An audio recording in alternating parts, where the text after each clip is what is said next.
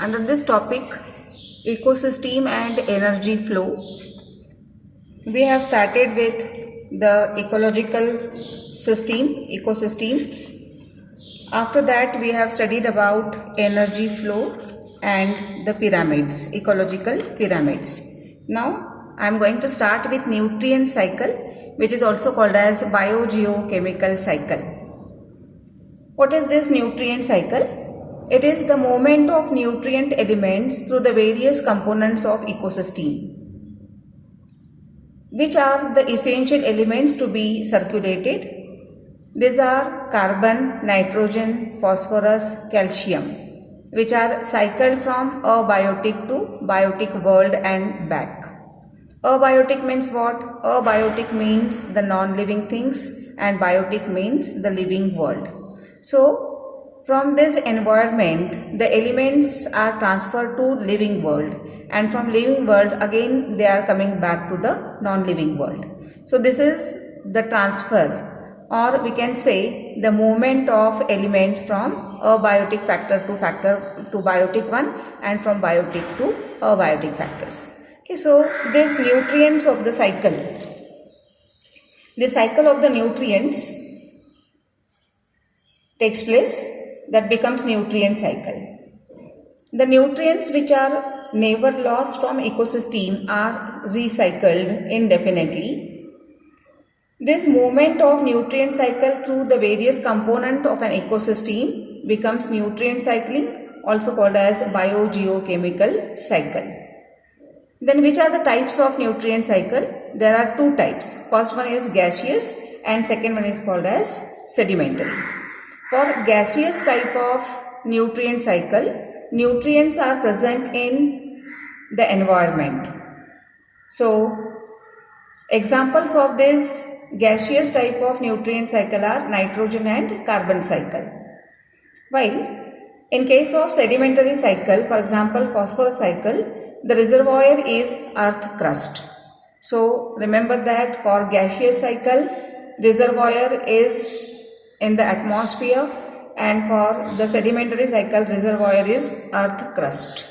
So whenever reservoir, what is the function of reservoir? The function of reservoir is to meet with the deficit. That means if there is imbalance in the rate of influx or efflux is there, that will be maintained by the reservoir. Okay, so there are two types of the cycles. We are going to start with carbon cycle.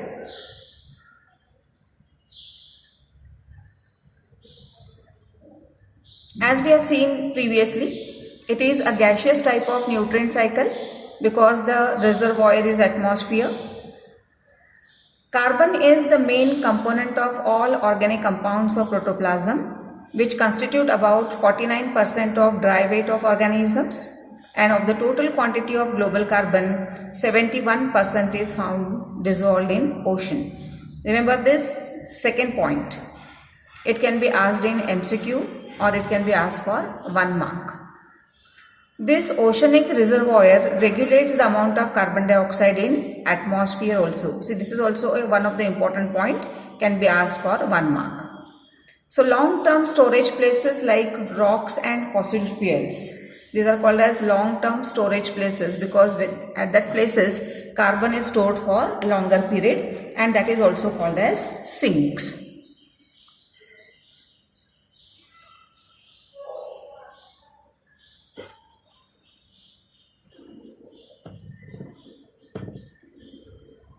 Now remember that the entire carbon cycle is run by 4 basic processes. What are these basic processes? First one, photosynthesis. Second one, respiration. Third one, sedimentation. And fifth one is the combustion. These are the 5 important basic processes for cycling of the carbon. See, this is the diagram which shows cycling of carbon in the nature and showing the carbon cycle. We'll start with the plant first here. Here in this is one of the plant, one of the tree, and this tree, it uses carbon dioxide from the atmosphere. From where we have to start the cycle? We have to start the cycle from this tree. This tree, it uses carbon dioxide from the atmosphere. At the same time, it uses sunlight from the nature as a source of energy. So by using carbon dioxide, sunlight and water, this tree can prepare its organic food material. So carbon is now present in organic food material. We can say that by the process of photosynthesis, this plant it prepare its food material. When this plant parts die, here it is written that dead organisms and waste product. One more thing we have to see that this plant, it gives rise to the organic carbon, and from these animals the waste product which are formed will be accumulated in the nature in the form of fossils and fossil fuels. Sometimes dead remains get decomposed and results in formation of the inorganic material, and sometimes this plant parts that get buried deep into the soil and results in formation of fossils, as well as fossil fuels are also get formed. So this is the first step of photosynthesis. Now second source of carbon dioxide is the respiration. These animals, with the help of when they respire, oxygen is taken inside and carbon dioxide is evolved. Here also you can see this plant, when it respire, at a time carbon dioxide is released into the atmosphere. So here in the atmosphere carbon dioxide is get accumulated. One more source of carbon dioxide is there, that is the auto and factory emission. What is this auto and factory emission? Because of automobiles and when the factory runs, many times carbon dioxide is get produced, which is also released into the atmosphere. So these are the sources of carbon dioxide in the atmosphere: plant respiration, animal respiration, from automobiles and from different factories. This carbon dioxide will be released into the atmosphere. And from this atmosphere, this carbon dioxide is taken up by this green plants, that means the autotrophs, so that carbon dioxide is get converted into the organic carbon.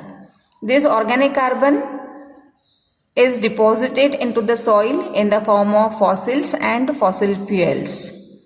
We have seen that decomposers are also taking a major part in this carbon cycle. See here, this whatever waste products are there, they are decomposed with the help of decomposers, and you know that decomposers means what? Decomposers are the saprophytes, which bring about breaking of organic material so that it is converted into the simpler end products. As well as one more condition, that is combustion. When these fossil fuels we can say combustion of fossil fuels takes place, and this combustion of fossil fuels result in release of carbon. And one more thing is there, sedimentation. Sedimentation means what happens? In the sediments, in the soil or in the rock, this carbon is also get deposited. As we have seen that these fossil fuels and the rocks are the long-term storage places which are called as sink. Ocean uptake is also there. This carbon dioxide, here see this ocean uptake is shown here. So this carbon dioxide which is present in the atmosphere, this carbon dioxide it mixes into the water of the ocean, and so that it is get mixed. This carbon dioxide is used by the phytoplankton for the process of photosynthesis, again which is released, which is used in the form of organic food material. So here also organic food material is get formed.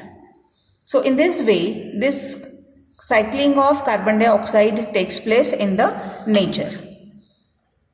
So remember that it is the most important gaseous type of nutrient cycle, where the carbon dioxide is cycled from autotrophs to the heterotrophs, from some non-living things like factories and automobiles to the atmosphere and back again. And this ocean is the major reservoir which regulates the amount of carbon dioxide in atmosphere. This is about the cycle, carbon cycle. Remember that This carbon cycle can be asked for 3 marks. May possible that only diagram without label is given in the question paper and you have to identify which cycle it is and you have to write the labelings for that so that it indicates the nutrient cycle, one of the nutrient cycle, that is carbon cycle. Okay, so question of 1, 2 or 3 marks can be framed on this carbon cycle. In the next lecture we are going to see about phosphorus.